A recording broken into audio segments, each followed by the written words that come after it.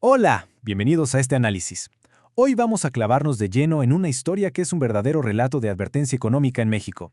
Vamos a platicar sobre lo que está pasando con las calificaciones crediticias del país, un tema que, créanme, nos impacta a todos. Para quienes siguen el día a día de la macroeconomía, ya saben que cuando las agencias calificadoras hablan, no son solo números al aire, son literalmente el pulso de la confianza mundial. Pero a ver, empecemos por lo básico. Seguramente han escuchado esto en las noticias. Pero ¿qué significa realmente que una agencia global te ponga una perspectiva negativa?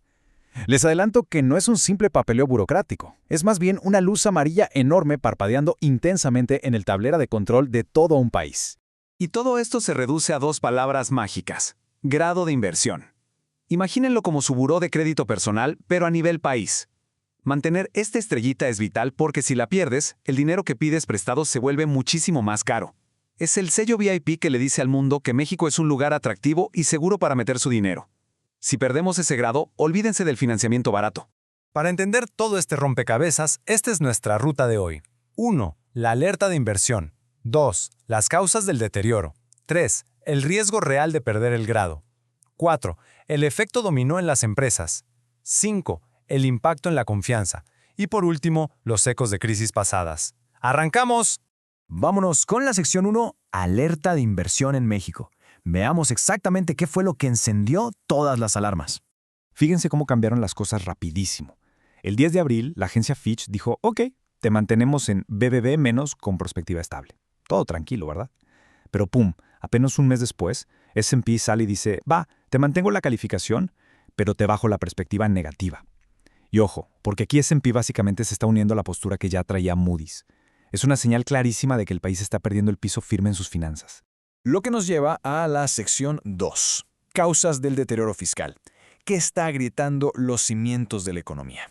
Si miramos estos datos de Banorte, la imagen es súper clara. Traemos una mezcla bien complicada. Por un lado, la economía está estancada, no estamos creciendo al ritmo que necesitamos, y por el otro, la deuda pública se está haciendo cada vez más grande. Es literalmente como ganar menos en tu casa, pero gastar muchísimo más con la tarjeta de crédito. Y aquí está el número que nos debe preocupar a todos: 4.8%.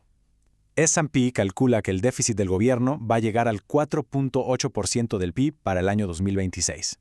Es muchísimo, y esto no pasa de la nada. Viene de gastos que el gobierno simplemente no puede o no quiere recortar y sobre todo del dineral que siguen absorbiendo empresas del Estado como Pemex y CFE. Y para ponerle un poquito más de tensión al asunto, el INEF nos recuerda algo clave. Ya no tenemos ese guardadito para emergencias. Los fondos de estabilización que teníamos antes para aguantar los golpes económicos ya se agotaron. O sea, si la economía se frena y se espera que crezca un raquítico 1% este año, el gobierno ya no tiene un colchón para inyectarle vida y reactivarla. Todo este cóctel nos lleva a la sección 3, el riesgo de perder grado. Hablemos de las consecuencias reales. Bueno, las agencias no te bajan la calificación sin avisar. S&P nos prendió un cronómetro y nos dio 24 meses. Tic-tac, tic-tac. 2 añitos para que el gobierno recorte sus déficits y estabilice esa bola de nieve de la deuda. Si se acaba el tiempo y no nos amarramos el cinturón, la advertencia es directa. Nos bajan la calificación. Y por si fuera poco, ese reloj nos lleva directito al año 2026. Un año que ya de por sí viene con un estrés altísimo por la revisión del TEMEC con Estados Unidos. Imagínense, si esa revisión se pone pesada o la relación comercial se raspa, nuestra economía hacia el exterior se debilita todavía más. Sería sin duda la gota que derrame el vaso. Sección 4. Efecto dominó en empresas. Porque claro, esto del gobierno no pasa en una burbuja. Vean esta comparación, está buenísima. Imaginen que el gobierno y Pemex están amarrados con una cuerda gruesísima. S&P ya dijo que, viéndolo por su cuenta, Pemex tendría una calificación de CCC, que básicamente es grado especulativo. Pero como está amarrado al gobierno, la agencia le mantiene su BBB. El problema es que si cae la calificación soberana de México, va a arrastrar a Pemex completito al fondo. Y agárrense, porque el dominó sigue cayendo.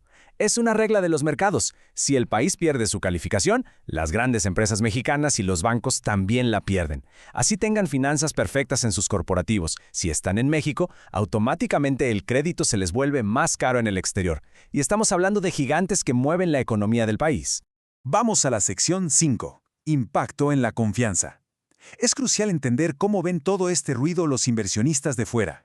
Si quieren saber qué tanto miedo hay, miren esto: la prima de riesgo. Los seguros contra impagos de México ya están operando 35 puntos base por encima de lo que deberían estar para nuestra calificación.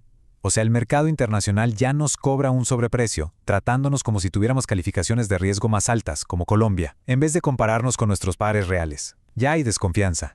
Al final del día, ¿en qué nos afecta esto en la vida real? En que conseguir dinero prestado en el mundo se vuelve más difícil y mucho más caro.